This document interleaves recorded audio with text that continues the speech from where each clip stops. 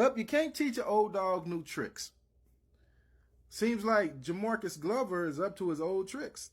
You remember Jamarcus? He got Breonna Taylor killed. Newly released court documents are showing a key figure in the Breonna Taylor investigation was recently indicted on several charges in Louisville. Those documents show that in late July, a grand jury indicted Jamarcus Glover on charges including trafficking a controlled substance and being in possession of drug paraphernalia. A judge issued a warrant for his arrest on July 27th. Glover is the ex-boyfriend of Breonna Taylor. Police believe Glover may have been keeping drugs or money inside Taylor's apartment, which led to that search warrant on her home on March 13th.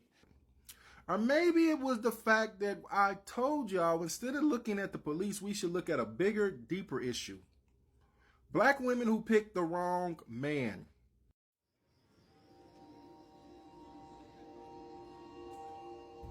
When you fall in love with a man who makes you feel protected and safe, the rush can feel intense, and the relationship may move quickly. He'll do anything to establish that you're his. But what if your man's desire to protect you snowballs out of control?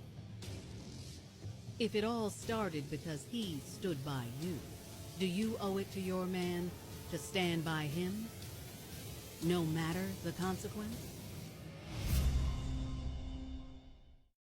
Because Jamarcus, using a rent-a-car that Breonna Taylor got for him, got Breonna Taylor fired from her job as an EMT because there was a dead body found in the car, but Breonna Taylor still stayed with him.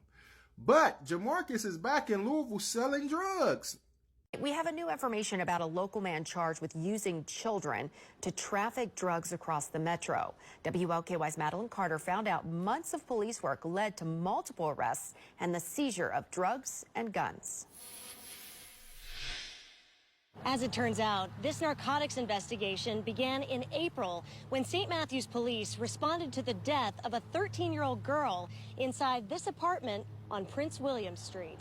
Medical examiner's office determined that the cause of her death was fentanyl, an overdose of fentanyl poisoning.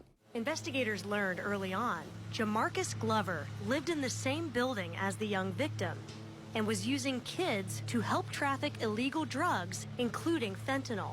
Major Eddie Jones says Glover and at least 2 other men were also working out of a second location, a house on Taylor Boulevard in Louisville. Over a matter of months, our investigators, along with the DEA, were able to establish probable cause to write search warrants for both locations and to arrest Mr. Glover.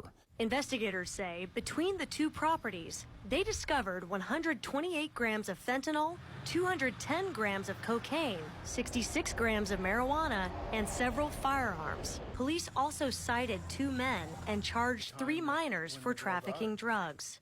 As for Glover, you may recognize him as a target of the raid of Breonna Taylor's apartment. He was in jail at the time of her death in 2020. According to court documents, Glover was supposed to be living in Mississippi, serving a 5-year probation sentence. Police say it's unclear how long he's been living in St. Matthews. He's a person that truly has history here in Louisville as far as his crimes and selling narcotics.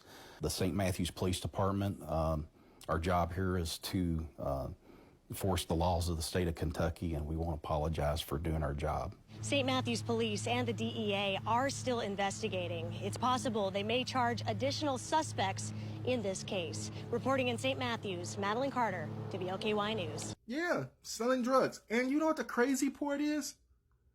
Women still feel the need to help this man. This man had a 13-year-old girl overdose on his product, and her mama bailed him out.